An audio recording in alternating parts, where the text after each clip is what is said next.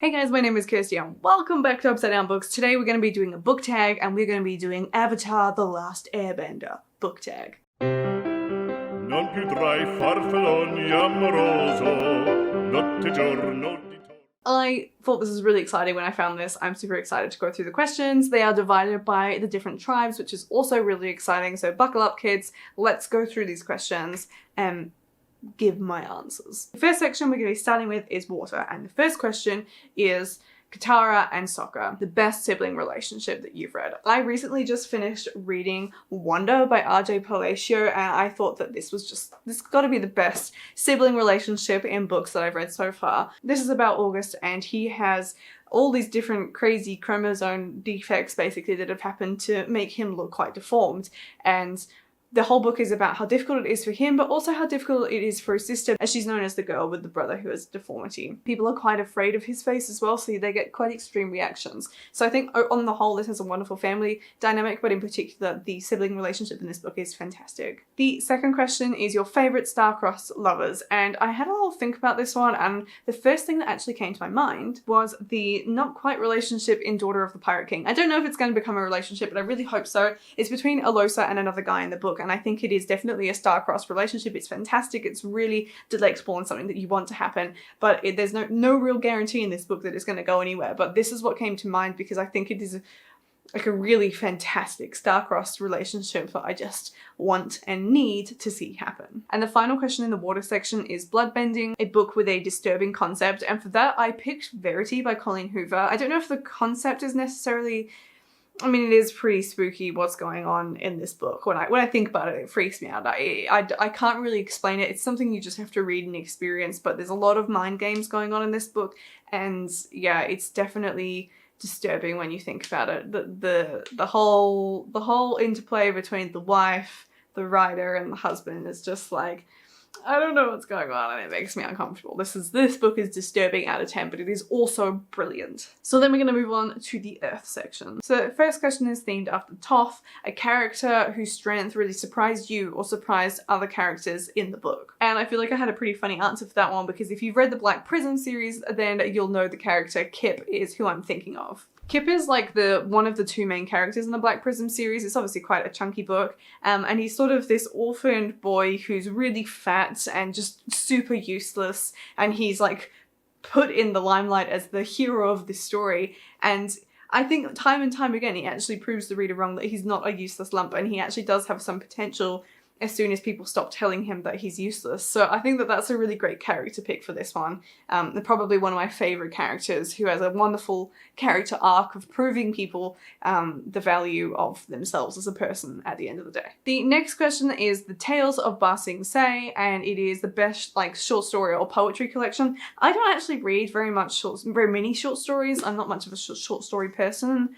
On the whole, I don't really enjoy them, but I did have a think about what short stories or novellas I have on my shelves and thought, well, actually, if there's one set of novellas I would like to read and one that I own, it would be those that go with the Outlander series. So I own Virgins. This is point 5 in the series, and I think I almost want to say once I finish reading the series, I want to go back and read the novellas, even though that is usually not the way people do it, but it's like a proper book, and I think that's what I appreciate. I don't like how brief some novellas are and how sort of superfluous they are to the rest of the series, but I think if any series is going to have good novellas or short stories, it's going to be the Outlander series. Final section in the Earth section is the Kyoshi Warriors and the best warrior character. For that, I'm going to be picking Janelle from Ruin of Kings, so the Dragon Chorus series by Jen Lyons. I think Janelle is such a strong female character, even though gender and identity in this book are so fluid and complicated.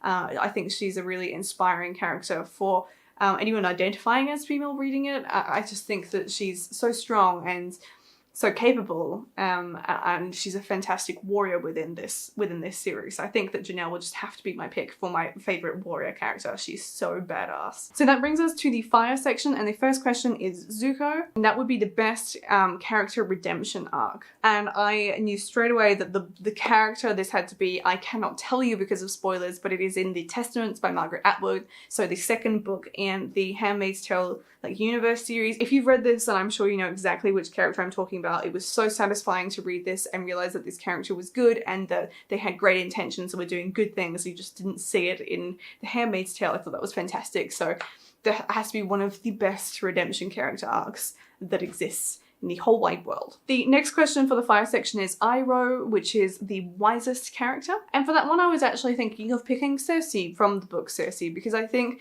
there are probably so many other characters I could choose, but this one jumped to my mind first. I just think that Cersei, as the book progresses, has so many wise opinions and views of the world given the experiences within this mythological tale. I think that she becomes a very wise character and something to be quite something to behold. Like when you go and visit her and when you think of that character, she's really quite epic. So I think she would definitely have to take the cake today for the wisest character that I can think of. The next question is Azula, which is the best character downfall, which I think is a great question. And I had to think a little bit hard for this one. But in the end, I didn't end up going with someone specific, but I just think there are a lot of really satisfying downfalls in the Red Rising trilogy. The first trilogy is the only one I've read so far, but particularly as the story progresses and you get to Golden Sun, there are so many characters that get taken down who are bad that is just super satisfying that it finally happens, because so much of this series is spent towards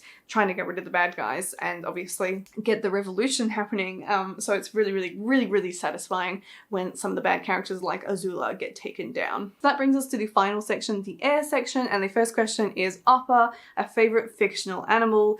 I had to think really hard for this one. I find this question comes up a lot and I always get stumped, but I finally thought of one that I really like, and that would have to be Adso. This is a little cat that features not all that much in the Outlander series, but one that I really love. He sort of features from, I think, book 4 forwards, or at least until I'm up to book 6 currently, and I think that he's a really cute little roughy-tufty little kitten that just bothers everyone and is just there. I think it's hilarious. I also think like his origin story of when Jaime collects him basically is really fantastic, and the relationship that Jaime has with this cat is just such a beautiful love-hate relationship. It's just fantastic. The next question in the air section is Aang, the purest cinnamon roll character, and I have actually gone for a slightly weird choice for this one, but I think it's a good one, and that is Grigorovich, the shipmind from To Sleep in a Sea of Stars by Christopher Paolini. I've actually just done a review for this one, which is either already out or is coming out in my next video, and I just think that Grigorovich is a really sweet, he's not innocent, he's just a really sweet character that adds a lot of fun to the story, and he gives me all the warm fuzzy feelings when I think about him. He's just a really loyal character who is just there through thick and thin. I love him and I think he fits this question perfectly. So that brings us to the final question, which is the Avatar state, and that is the most stubborn character or a character that struggles with letting things go. And for that one I just had to pick Lou from Serpent and Dove. She is probably one of the most stubborn characters that I have read. I mean, Alosa from Daughter of the Pirate King would come close, but Lou is just in another world of her own. She is so stubborn and so pig-headed trying to get things done her way, and she really cuts it close several times just trying to get her own sort of agenda done. And like, oh, it's just a high stakes book, isn't it? If you know what this book is, or if you've read this book, her whole situation is just terrifying, and she is the exact kind of stubborn person who would be in that position trying to make things work. So that would have to be my pick for that one. So that brings me to the end of this tag. I had great fun doing this. I love Avatar: The Last Airbender. It is such a sweet TV series. So I'm going to tag Beck over at Beckle Books to do this one because I'm fairly certain she'll have watched this series. But if you want to have a go at this, then consider yourself tagged anyway, and let me know down in the comments below if you do it, because I would love to see your answers. But other than that, I will see you in my next video. Goodbye. Alla gloria militar.